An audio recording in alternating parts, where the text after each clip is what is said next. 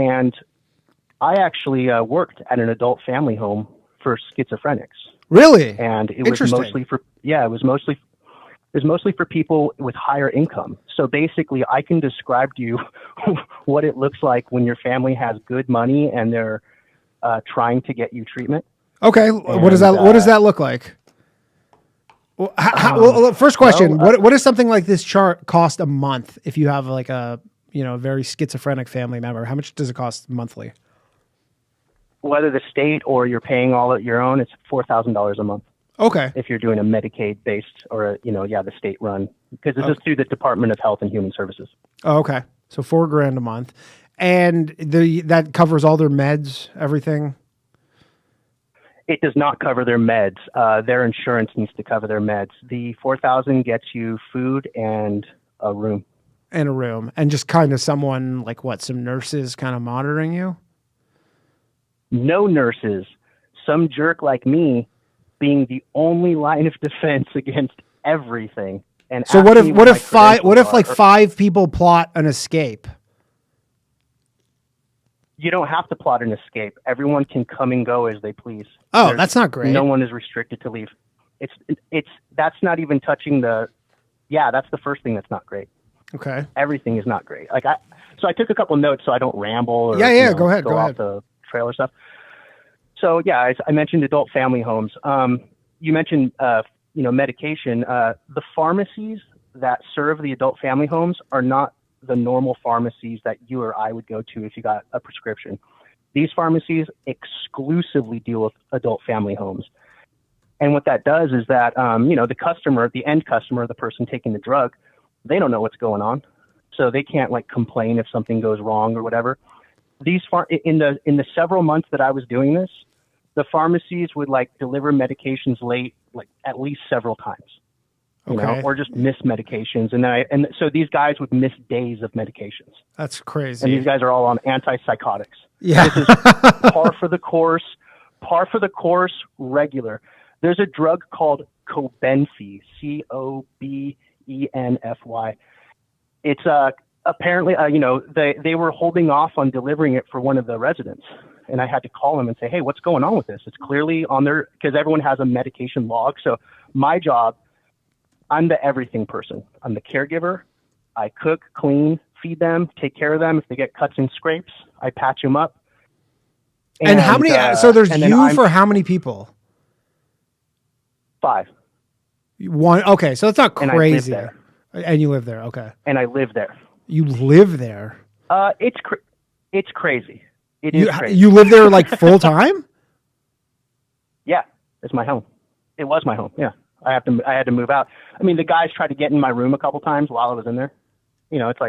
That's scary. It's like having the worst roommates in the world. Scary, easily. There's no these adult family homes are in any nice neighborhood. There's no obligation to mark them. So you can go down any street. You don't know how many you don't know how many schizo houses are on your block. And this is in Bellevue, Washington. This is Bellevue, Washington. This is upper middle class. These are all Microsoft employees. And then, so your reward for, climbing up the ranks and getting a cool job at Microsoft is you could, live in a house next to 5 schizophrenics and me. Interesting. And no one has to tell you anything. No, They yell at girls. Some of the guys would say inappropriate things to girls walking home from school. What? And then people call the cops, and then the cops come, and I have to say, this is an adult family home. These people are mentally ill. I'm the caregiver. And then the cops are immediately okay, we understand. That's it. And they just leave. So there's this whole thing. Yeah, there's this understanding of unless they do something really egregious. So there's that element. I mentioned the bad pharmacies.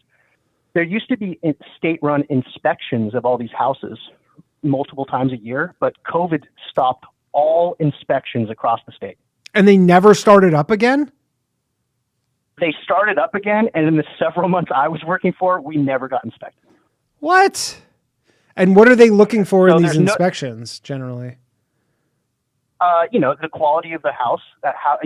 There's basically a whole set of state laws and rules that we have to abide to. Everything is just the law. There's no if it's not the law, then we ignore it, basically. Okay. So it's They just want to come in, make sure that we're compliant with all the little, and it's funny because, you can have people, missing their meds and all the kinds of things and have a medication log that's incomplete. Or, there's drugs that are called PRN, which means like you take it as needed. So there's not like a set time you're supposed to take it. They just come and ask me, hey, can I take that? But these are controlled substances. And I'm in charge of the medication cabinet. Our inventory can be way off, and DSHS doesn't really care about that. What the kind of stuff they care about is like, there's supposed to be a piece of paper on the wall that says, hey, this is who you call if, I forgot. Like this is who to complain to for the state. And it's like, hey, is that paper up? Yes. Great. Right. Is it laminated? Yeah. I mean, that's what state regulation looks like, just make sure stuff's laminated, And so what does this look like when you can't afford it? I'm explaining this. This is exactly what it is. This is affording it. Cause then the alternative is you just go on the street. Right. So there's no like best case scenario. This is best case scenario for complicated schizophrenia cases. So basically, if your family can't afford $4,000 a month, they're just like, you're on the street. There's no like Medicaid, something for poor people. Medicaid covers a portion of it. So then there's, if you're, if you're through the state and federal Medicaid, then they cover a portion, and then just like a co-payment, you have to cover the opposite. So yeah, there was a couple residents that every month they would, their mom would drop it off, or they would, hand me a check for like $1,700, and then that's what the family has to pay every month, and then the state covers the rest. And then interesting. So basically, if you're like a single guy or woman and you don't have any family, then you just basically end up homeless until you probably go on the street and die. Yeah, or until you commit some crime until you commit a crime. Yeah, and actually committing the crime is like would provide you with more stability and more support and more eyes on you. Right. So there's like an actual, if you can somehow gain incentive. Like if you can somehow snap out of it for a minute, you're like, I should go commit a crime. It's in my best interest. Correct. That's fucked up. So that's one thing. So once again, residents can come and go as they please. I can't punish them or deny them of anything. So there's no such thing as like, go to your room, or you can't, or, I can't take something out of their hands. Like I can stop them from drinking alcohol. I am allowed to stop them from drinking alcohol because there's a law for that. Okay. And, but there's no law for smoking weed or smoking cigarettes. So they let schizophrenics, they let schizophrenics smoke weed. There's no direct rule against it. So I personally can't stop them from doing that. If someone else is responsible for stopping them, then that's their job. But it's not in my scope to stop weed. Okay. That seems unwise. Washington is legal. Right. No, it's very unwise. And so is missing multiple days in a row of your medications when it's not even your fault, So yeah, all of this stuff is really And crazy. So what, do you just like cook them food and stuff? Like do you make them food or? Yes. Yeah, you just make them 3 meals a day. You just make them food and just kind of make sure I'm their buddy. I'm their buddy. Yeah. We make beats on Fruity Loops. We play Halo. Okay, so that sounds all right. Sounds all right for you. It seems like your responsibility is pretty minimal. You're like, if they wander off. In the middle, it's not minimal. It's a. Well, I'm just saying in terms of like if they wander off in the middle of the night, you're like, I don't know, they're allowed to. Well, no. I'm supposed to make I have to report it, and I have to stay up until they come home. So now it like kind of ruins my day. Oh, that sucks. So it's like, it'd be awesome if it's just roommates and they can come and go and be degenerates as they want. It's like, great, who cares? But no, I am their like secondary parent, or it's because at any time someone can call and say, where is that guy? And actually I have to have an okay answer for that question. Oh, okay. It doesn't have to be that good.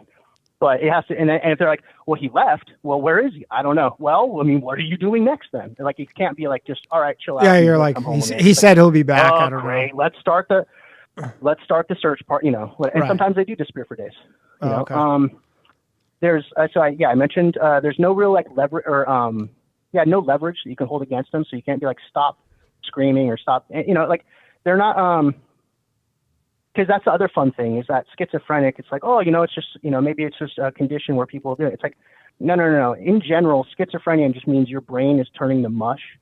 And for that same reason, a lot of people who are severely mentally retarded are also schizophrenic. Okay. So there's a comorbidity of like extreme, like, I mean, these people can't do, I'm not saying this jokingly, but yeah, these people can't do anything. Do you have to bathe them? That's the one thing that so some houses do. So there's a thing called ADLs, activities of daily life. And this is another element. This is another sticking point. So activities of daily life, that includes bathing, eating. So I give them food, but I don't put the food in their mouth. Okay. So to qualify to stay at the house that I was at, you're supposed to be able to handle your own ADLs. You're supposed to be able to wash yourself, go to the bathroom, and put food in your mouth. So there's like a spectrum of schizophrenia, essentially. I don't even know if you would say it's a spectrum of schizophrenia. It's like just a broader spectrum of, like, because the state just views it as, can you do your ADLs? We don't care what the condition is because this is how we're billing it. Right. So it comes back to billing and what kind of staff to have around. So you can have minimal staff in this kind of situation.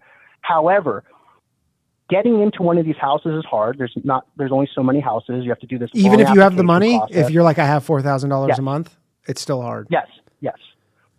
Because it's supply and demand. Right. So then, it's a low supply. And is it a private business? Like, does someone own this? Who owns this home? The shady guy that was my boss owns multiple houses and runs these. It's not as far as calling it, like, because that was the other thing that's relevant to 2025. It's like the Minnesota scams. These aren't outright scams. They are technically doing the law thing. They're legal things and satisfying the legal requirements. However, this is some of the most bad faith fucking action I've ever seen. Yeah. I'm sorry for cussing. This is you can swear away. This is the lowest. This is the lowest level of execution I've seen across like different industries. It's like these people care less than everybody. They're just doing basically the bare minimum to make some money. Essentially. So here's the game here in Washington, and this is maybe it's you can paint a connection to the Somali thing. The word out, the memo has gone out in Washington in the Romanian community, and the Romanians are like, "Yo, if you show up, we'll help you get situated into your first adult family home. Your whole Romanian family will live in the basement of the home while 5 schizophrenics live upstairs. Over several years, you'll be homeowners. You guys can slowly start saving money. And like, this is a money growing and saving. So this is a bit of a scheme. So there's a family that lives in the basement of this home? Not in that one. No, my boss grew up my boss was the family living in the basement of the home, and then he grew up, and now he owns 5 homes. What? And then I'm one of the employees. And now what would be, I guess, just to get the other side of this, what would be the alternative to this? Because obviously there needs to be, probably there, if it's just, although even $4,000 a month and it's 5 people living in one home, that's $20,000 a month. I guess if someone was like, well, if this is just for me to pay off my mortgage, I guess you're just a standard landlord. I guess maybe if these people are going to destroy your home, but they're getting more than that. So, and then they can decide, like a landlord has more scrutiny than a person running one of these homes. So really, you can make cost adjustments in ways that, like, under the hood. Like, I'm not going to, roll out a whole, textbook of how to do things, but there's, but like if you need a new roof, for example, you could be like, instead of $50,000 on a new roof, you go, I'm just going to like fucking put some putty in it and just. Or you can say, actually, cornflakes and almond milk is enough, breakfast. That's all they need for breakfast. They never need to eat eggs. They never need to eat potatoes. Cornflakes is crazy for the rest of their life. And like, this must be going on in every city in the country. For lunch. Hey, let's not. There's no reason. Hot dogs are a perfect food, okay? I mean, they are a literal superfood. So that's one of the benefits for these guys. But otherwise, everything's downhill. I mean, that sounds awesome. But yeah, that, I mean, that's crazy. So basically, all the hot dogs. So they're just, the guys who run it are just like these shady Romanian dudes who are just cutting corners. I assume this is happening in every city in the United States. Correct. And this is the answer for what do you do when there's a schizophrenic and they're screaming for help and they need help and the family has run out, is exhausted and they don't know what to do next. and they have money. And they have money, which it used to be you just institutionalize them, but they shut down all the. And it's not just a question of shutting down institutions. It's a philosophical thing that we all feel uncomfortable with. Is what justifies involuntary institutionalization? Mm-hmm. And we've effectively, the bar is extremely high. Like, you have to have already done something very bad to be involuntarily institutionalized, or you have to be a complete, and if you don't do something really bad and you just have like a meltdown or something, you'll be in for 30 days and then you'll be out. Right. So what we really need, the tough pill to swallow, and this is from living with them, the tough pill. Oh, and the other thing that I'll throw in real quick is that there's a lot of mixed messaging from the state. The state's like, these people need help, they need guidance, blah, blah, blah. It's like, all right, yeah, I'm on board with that. But then they also say they need dignity, agency, and independence. And it's like, well, I disagree. If they had agency, they probably wouldn't be here in the first place. But this is what these guys like. And granted, I live in one of the bluest states in the union. Washington's stupid. So these guys are like, no, man, you should look, if they want to, we can't limit them. And it's like, what do you mean you can't limit them? It's like, in my opinion, the most responsible thing to do would be to, reinstitute involuntary institutionalization, and understand that there actually isn't like a future for these guys. Like, the prognosis is negative. There's no, schizophrenia doesn't get better. Yeah. Like, do you ever see people kind of get out of there? Like, do you ever see some person leave one of these homes and just go back to living a normal life? No. Like, I'm not saying that in a general term. This is like, clinically, schizophrenia only gets worse. Right. But I'm just saying, have you? Yeah. So you've never seen. There's no such thing as regaining. It only gets worse. Every day that goes by, they get less independent, less capable of making it outside on their own. And so, in a perfect world, how would you retool the system, knowing what you know? I put them in a kennel. Just basically open up the asylums like prior to 1956 or whatever. I mean, it's like, because here's the thing. It's like, when we dance around the problem and go, no, they can do this, they can do that. It's like, look, I would love for everyone to feel better or get better. It's just a tough pill to swallow. Like, the family doesn't want to say this person's life is cooked. Yeah. Nobody. They don't want to give up on say them. That. This is going nowhere. But then they do, and then the families do all sorts of real things. These people can bring home friends from outside, and there's no rule that says you can't bring home friends. So it's like they're going making fucking friends on Skid Row, and bring them into the house, and I'm like, get out of here, So it's this whole like agency, the agency equals dignity belief is what's keeping, it's all female thinking. This is what keeps, the problem's not going to get solved until people start thinking, rationally again, which is, hey man, there's not a, this is a bad situation, and we can, when we're done crying, let's get through with a real solution. Yeah, you just want to be realistic about it. A robust system, a robust institution that's nice and makes things comfortable and a calm environment.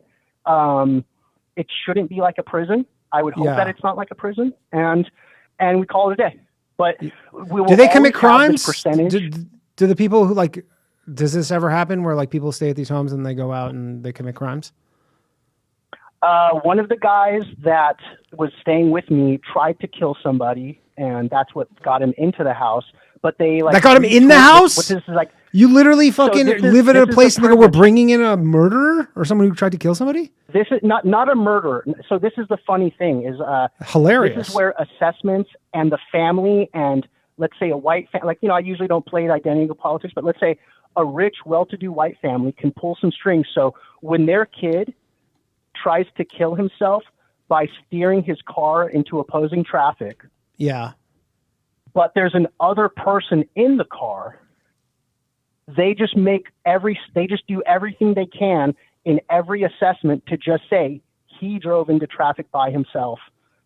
And he tried to commit suicide. So it's called a suicide attempt instead of trying to kill yourself along with somebody else. Other people. So they just sweep that under the rug.